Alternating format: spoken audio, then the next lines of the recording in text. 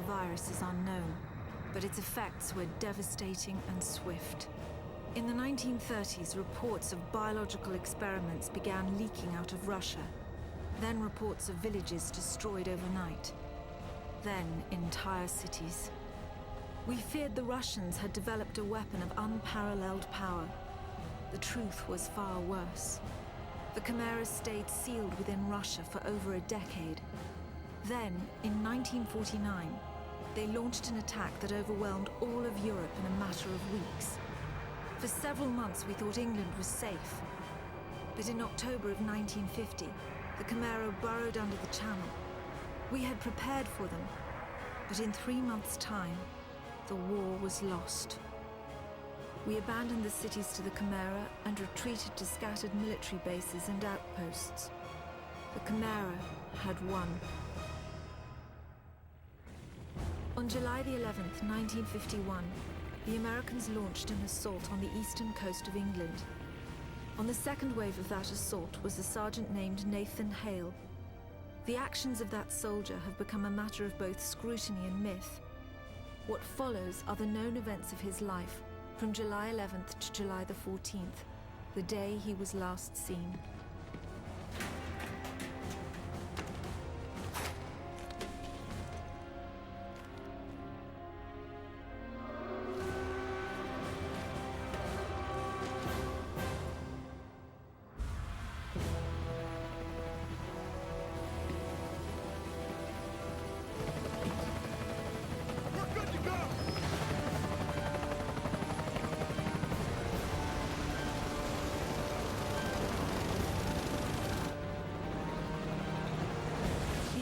Soldiers had no idea what they would soon be facing.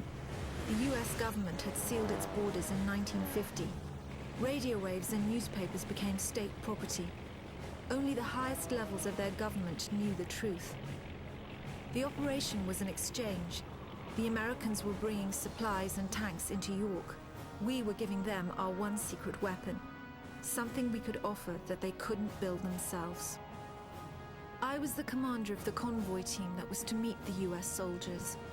We were ambushed in Manchester on the way to the rendezvous. There was no way to warn the Americans. They were on their own in York, fighting an enemy they knew nothing about. We never learnt exactly what happened there. All we know is that Nathan Hale was the sole survivor.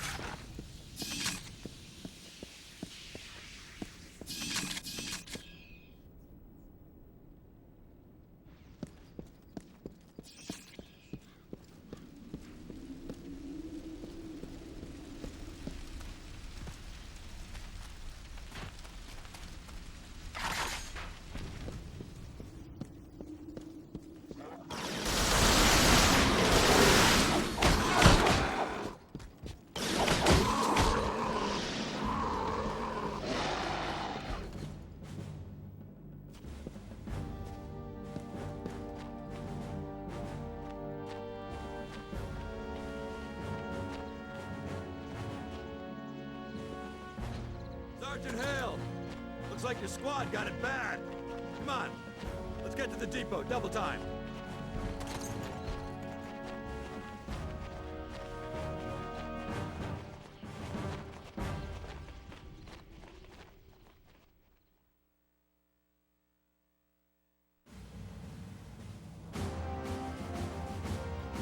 Captain, you seeing this? What the hell is that?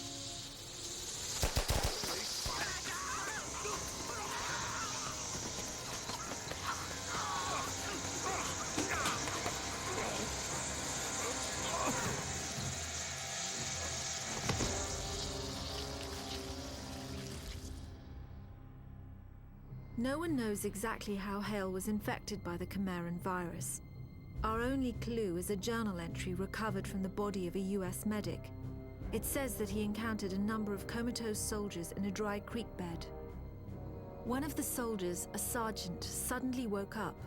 Unlike the other soldiers, his body had no wounds at all. The sergeant refused any kind of medical examination, insisting on catching up to the rest of the company.